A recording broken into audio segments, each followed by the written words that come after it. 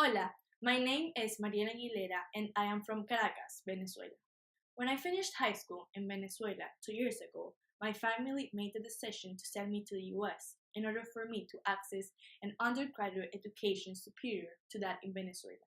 Even though higher education in Venezuela used to be one of the best in South America, the Chavismo, through a narco dictatorship led by Hugo Chavez initially, and then Nicolas Maduro, destroyed our country, inciting the worst political, economic, and social crisis ever seen in the West Hemisphere. Every single class, every single lecture, I don't take for granted because I know what it is like to not have access to education. Everything I learn, I always try to apply to the real world, and everything I learn, I know will be helpful for me when I go back to my home country and reconstruct Venezuela into the place it deserves to be, free and prosperous.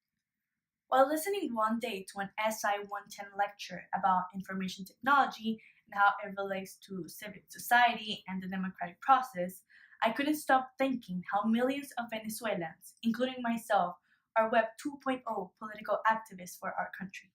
During this lecture, we discussed Ethan Zuckerman's work about participatory media and political expression.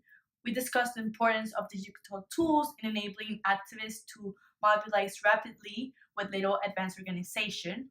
More importantly, we discussed the QCAT theory, which, according to Zuckerman, refers to the use of popular platforms to disseminate activist content.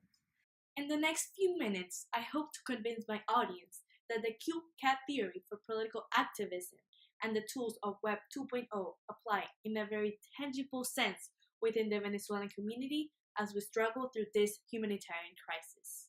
Firstly, the QCAT theory is best seen in situations where government censorship is more prevalent. For instance, Javier Corrales, professor of political science at Amherst College, discussed in his work Autocratic Legalism in Venezuela how today an ordinary Venezuelan with little access to the internet is more likely to be exposed to public or pro-government media, which is usually more easily available and economically accessible than private independent media. The consequence, Javier Corrales continued, has been a significant decline in press pluralism. He defines this shift in the media as communicational hegemony, which has been a deliberate strategy of Chavismo. Zuckerman continues his explanation of QCAT theory by stating how internet tools designed to let ordinary consumers publish non-political content are often useful for activists because they are difficult for government to censor without censoring innocuous content. According to Cristina Guevara, who is a graduate student at the George Washington University Elliott School of International Affairs, social networks are basically the only windows Venezuelans have to know what's going on in the country.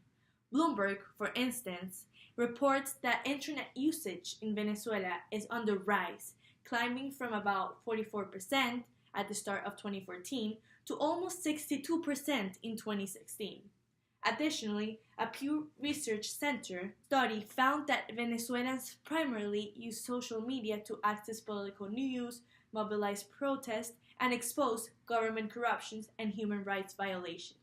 Even though, according to Zuckerman, internet tools are useful for activists when there is government censorship, in Venezuela it appears that it's the only way to access a heterogeneity of political viewpoints. Zuckerman analyzes the QCAT theory and introduces the main reasons why Web 2.0 tools have proven helpful for activists. Firstly, the Web 2.0's ease of use and its ability to leverage latent capacity.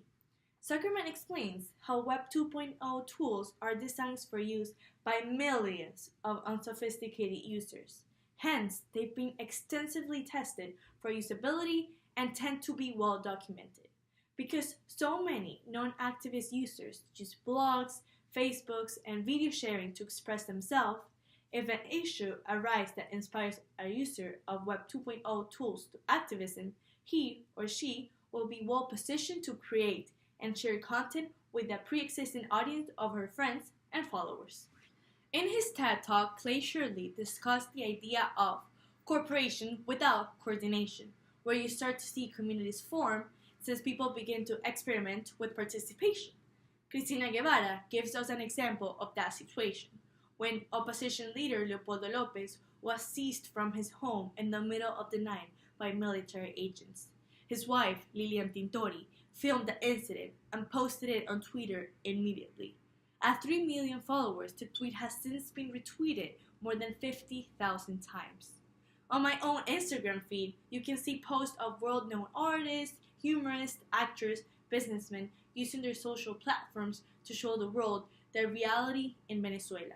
Examples include Marco Música, Lele Pons, Richard Branson, Miguel Bosé, among others. Secondly, the Web 2.0's resistance to certain types of internet censorship. Dana Boyd, who is a principal researcher at Microsoft Research, in her article, Whether the Digital Era Improves Society is Up to Its User, that's us, deployed the transparency in the face of new media technologies. She defines radical transparency as the notion that putting everything out into the open will make people more honest. Perhaps this radical transparency has helped the world expose Nicolás Maduro as the unconstitutional and usurper that has for years censored, imprisoned, tortured, or murdered journalists. In conclusion, despite public media platforms such as radio and television being mostly controlled by the government, Venezuelans must use other forms of media, including Twitter, Facebook, Instagram, among others, to learn and discuss political issues. The predicament relates directly to Zuckerman's coup cat theory, in which online political activism, which improved connectivity through Web 2.0, can create global awareness and realistic change for Venezuela's humanitarian crisis.